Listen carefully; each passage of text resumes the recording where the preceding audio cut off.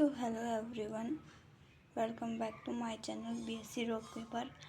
आज अपन पढ़ने जाएंगे फैट के बारे में। तो हमने जो लास्ट लेक्चर है उसके अंदर प्रोटीन्स और विटामिन्स के अंदर पढ़ लिया था, ठीक है। विटामिन्स और प्रोटीन्स दोनों पढ़ लिए थे। आज जो है वो अपना न्यू टॉपिक जो कि फ़ैट है उससे स्टार्ट करने जा रहे हैं, ठीक है। तो फैट एक मतलब कि अगर मैं फ़ैट को एक्सप्लेन करूँ तो ये ऐसे मॉलिक्यूल्स होते हैं जो कि कार्बन, हाइड्रोजन और ऑक्सीजन के बने होते हैं, ठीक है। और फैट जो है वो क्या करता है, हमारे शरीर के अंदर पाया जाता है।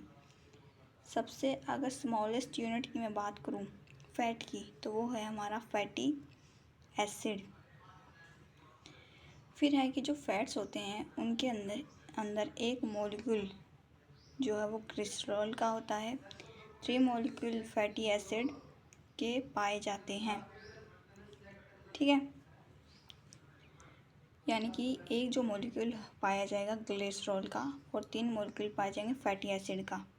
दोनों को कंबाइन करने के बाद अपन क्या बोलेंगे, फैट्स। फिर है कि जो फैट है उसके अंदर जो बॉन्ड पाया जाता है वो है हमारा एस्टर बॉन्ड, ठीक है। तो मीन्स अगर मान लो कोई 2 मॉलिक्यूल है फैट के तो वो एक दूसरे से जुड़े होंगे एस्टर बॉन्ड के थ्रू।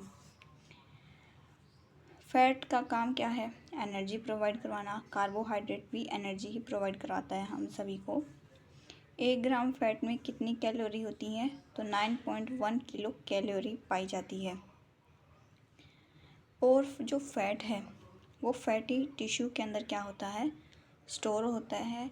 और इसके अंदर इसका जो डाइजेशन है वो बहुत ही धीरे धीरे अपनी बॉडी के अंदर होता है। फिर है कि अगर फैट में हमारे शरीर के अंदर अगर ऑक्सीजन की कमी है तो हमारा जो फैट है उसका डाइजेशन क्या होगा, बहुत ही स्लोली देखने को मिलेगा। फिर कुछ चीज़ें आपको याद करनी है, जैसे कैमल हो गया। तो कैमल जो है उसके अंदर भी फैट स्टोर होता है, उनकी जो कुबड़ होती है हम्स उसके अंदर। और जो पानी स्टोर होता है वो होता है उनके फैटी टिश्यूज़ के अंदर। यानी कि जो इसी वजह से जो कैमल है वो कई दिनों तक बिना पानी पिए ही रह सकता है, ठीक है। फिर है फैट को 2 टाइप्स में डिवाइड किया गया है। फर्स्ट है सैचुरेटेड, दूसरा है अनसैचुरेटेड। सैचुरेटेड के अंदर अपन रखेंगे एल्केन को जिसके अंदर कार्बन कार्बन के बीच क्या है, सिंगल बॉन्ड पाया जाता है।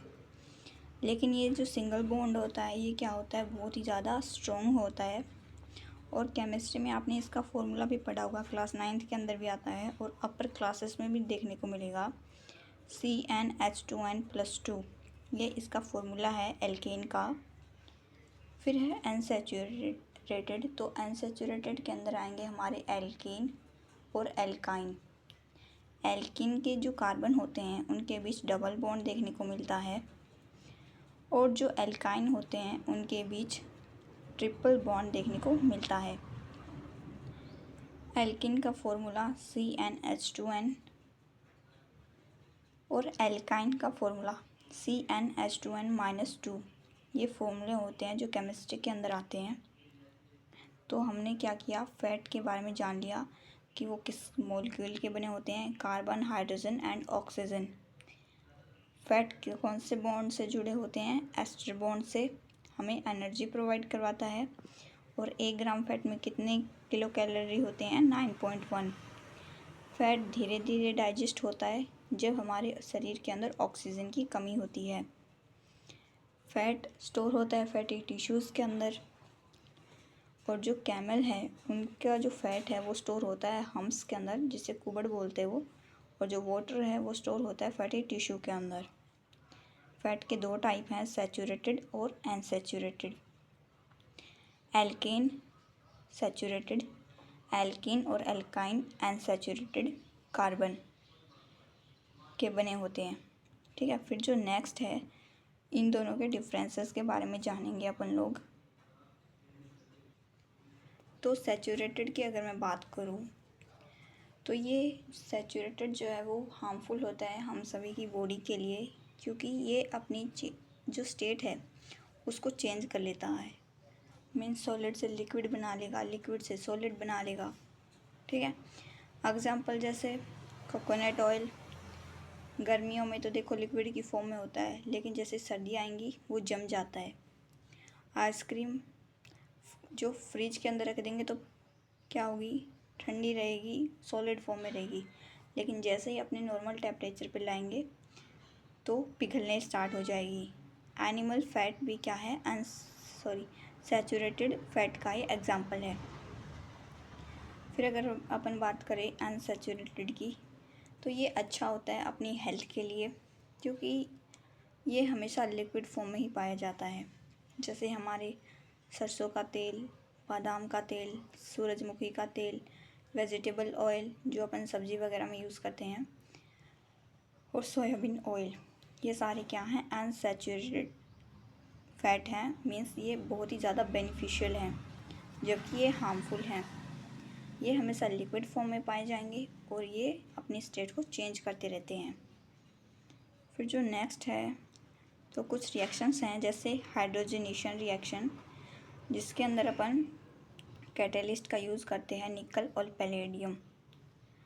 तो जैसे ही अपन अनसैचुरेटेड फैट को लेंगे, मीन्स वेजिटेबल ऑयल को, और उसको हाइड्रोजन के साथ रिएक्शन करवाएंगे, तो क्या होगा, सैचुरेटेड फैट बन जाएगा, मीन्स जिसे वनस्पति घी बोलते हैं, वेजिटेबल घी। तो ये रिएक्शन यहाँ से इम्पोर्टेंट क्वेश्चन आएगा कि वेजिटेबल ऑयल के साथ जब अपन हाइड्रोजन की रिएक्शन कराएंगे निकल और पैलेडियम की प्रेजेंस में, तो क्या बनेगा, वनस्पति घी, जिसे डालडा घी बोलते हैं, वो वाला आम भाषा में। फिर है स्पोनिफिकेशन, जिसके अंदर फैट और ऑयल के साथ रिएक्शन करवा दी जाती है NaOH या फिर KOH की, और क्या बनता है, ग्लिसरॉल और सोप।